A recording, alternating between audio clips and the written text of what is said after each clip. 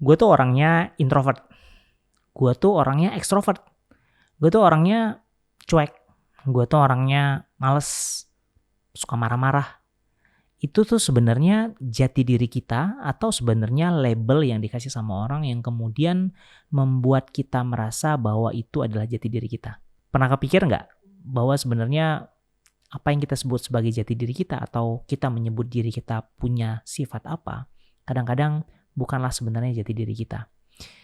Teman-teman, welcome to my channel, dan hari ini gue akan ngebahas tentang jati diri. Jati diri itu adalah awalnya bagaimana kita melihat siapa karakter kita sebagai seorang manusia.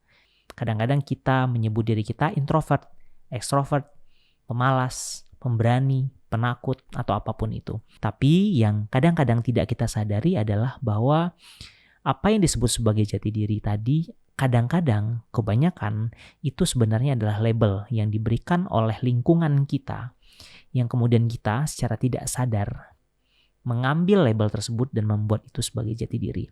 Jati diri itu adalah bagaimana kita menganggap diri kita sebagai satu sikap utuh yang kadang-kadang mungkin tidak bisa diganggu-gugat. Jadi kalau misalnya gue adalah orang yang tepat waktu, gue akan berusaha terus-menerus untuk tepat waktu. Atau kalau misalnya gue orangnya pemarah, kayak out of nowhere kayak itu jadi ciri khas gue gitu. Kalau gue nggak marah kayaknya bukan gue gitu. Tapi satu sisi kadang-kadang kita bertanya, emang gue sebegitu pemarahnya ya? Atau gue memang sebegitu ekstrovertnya ya? Karena kadang-kadang kita sebagai manusia itu nggak bisa dibuat sebagai hitam dan putih. Bahwa gue introvert atau lu ekstrovert. Bahwa gue 100% introvert atau gue 100% ekstrovert. Nggak sehitam putih itu. Yang gue lihat bahwa gue pribadi ada sisi introvert gue, ada sisi ekstrovert gue. Jadi nggak bisa dilihat sebagai 100% hitam dan putih. Nah dari situ gue melihat bahwa apa yang kita sebut sebagai jati diri tadi sebenarnya juga ada part di mana lingkungan membentuk label tadi. Misalnya kita memberikan label terhadap satu anak gitu ya. Misalnya ini anak kayaknya suka baca, pinter nih. Kita kemudian memberikan dia label, wah pinter. Kemudian semakin banyak orang kemudian memberikan label pintar tadi, dia kemudian mengambil itu sebagai jati dirinya tanpa dia sadari. The biggest problem adalah ketika dia mengambil label tersebut menjadi jati dirinya, ada proses untuk mempertahankan jati diri tadi. Karena label tersebut sudah menjadi jati dirinya, menjadi bagian dari dirinya yang tidak bisa terpisahkan, otomatis kemudian dia berusaha sekuat tenaga untuk membuktikan bahwa label tersebut adalah benar adanya. Proses pembuktian tadi kadang-kadang memiliki sifat negatif. Sederhananya, kalau misalnya orang-orang memberikan gua label pintar, gue kemudian berusaha untuk terus-menerus membuktikan bahwa gue adalah pintar. Misalnya dalam sebuah conversation, dalam sebuah obrolan, misalnya kita ngomongin tentang ekonomi yang gue tidak tahu apa-apa atau tidak tahu banyak tentang ekonomi, tapi karena kemudian gue punya beban label pintar tadi, gue kemudian berusaha untuk menunjukkan bahwa gue tahu loh tentang ekonomi. Padahal gue gak tahu banyak juga tentang ekonomi. Buat orang di sekeliling gue kemudian melihat kayak, ini anak kenapa maksa banget sih buat kelihatan jadi tahu tentang ekonomi. Ini what's the point, what's the whole point.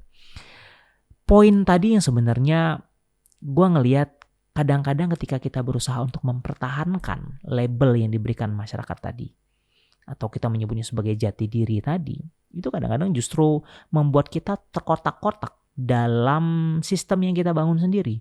Jadi kalau misalnya kita punya label sebagai ekstrovert, kita kemudian menganggap bahwa kita adalah ekstrovert. Bahwa kalau menyendiri kayaknya bukan gue deh. Tapi padahal kalau kita sadar bahwa tidak ada yang plek-tiplek atau tidak ada yang 100% dia menjadi kategori A, kategori introvert atau ekstrovert.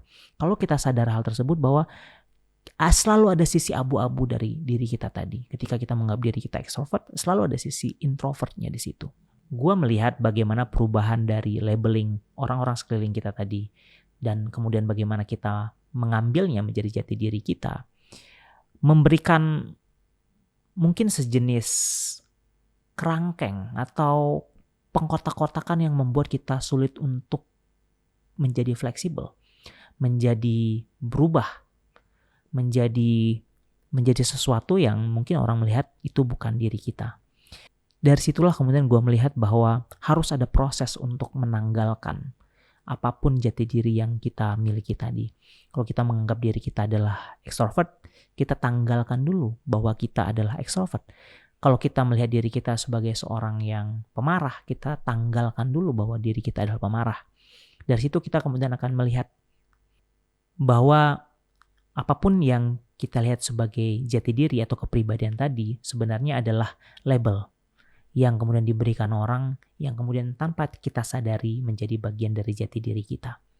Dan ketika kita bisa menanggalkannya, gue melihat label tadi menjadi seperti balok-balok Lego. Di mana balok-balok Lego tadi, kalau kita bermain Lego, ada balok merah misalnya, pada satu titik dia mungkin menjadi bagian dari sebuah rumah, pada titik yang lain, balok yang sama mungkin menjadi bagian dari mobil, atau pada tempat yang lain dia mungkin menjadi bagian dari rumah, atau tanah, atau apapun itu. Jadi portability dan flexibility itu yang sebenarnya kita butuhkan. Sehingga kita tidak menjadi terkotak-kotak dalam sistem yang kita buat sendiri, yang justru membuat kita terbatas untuk bisa mengeksplorasi diri kita.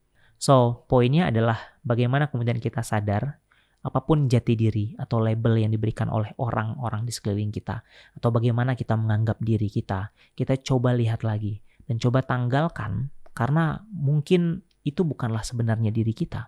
Dan gue yakin semua orang akan sadar bahwa tidak ada seseorang yang 100% introvert, extrovert, pemberani, pemarah. Tidak ada orang yang 100%. Ketika mereka sadar hal itu, artinya mereka kemudian berani untuk memberikan ruang bahwa ada possibility karakter yang lain yang bisa tumbuh.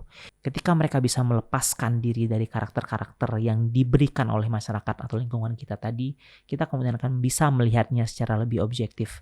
Kapan kita bisa menggunakan karakter tersebut dan kapan kita tidak menggunakan karakter tersebut. Karena kemampuan ini untuk memilih karakter apa yang cocok ketika kita menghadapi hidup, menurut gue adalah the biggest, the most powerful thing untuk kita bisa melangkah hidup dengan lebih baik. Teman-teman, terima kasih sudah menonton. Mudah-mudahan ada beberapa poin yang bisa diimplementasikan. Dan jangan lupa like, subscribe, dan kasih komen di bawah ini sehingga gue lebih semangat untuk bikin video. Terima kasih guys. See you next time.